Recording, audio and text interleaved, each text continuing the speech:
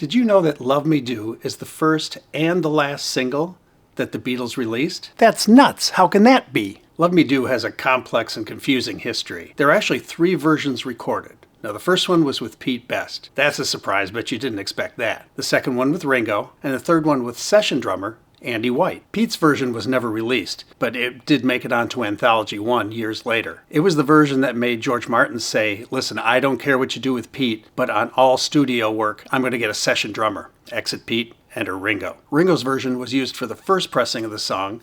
Andy's was used for the subsequent pressings, as well as on the album Please Please Me, the Beatles' first album released in the UK. You can find all 3 versions on a video on YouTube. Now, I personally thought Love Me Do was a bit of a slog of a song anyway, and since this is drums only, it can be a difficult listen. But pay attention to Pete's version. He does add some stuff in the middle, and if you look at the comments on Pete on the video, they can be a little bit unkind. Love Me Do was the very first single released by the band.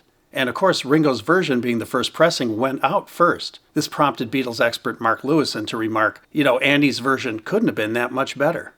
That makes sense. But what gives Love Me Do its unusual and historic distinction? In 2023, when the Beatles' final single, Now and Then, was released, they paired it with a remixed version of Love Me Do, of course, with Ringo drumming. It was released like that intentionally in order to put very neat bookends on their career. The very first song they released and the very last song they released was the same song, Love Me Do. How cool is that?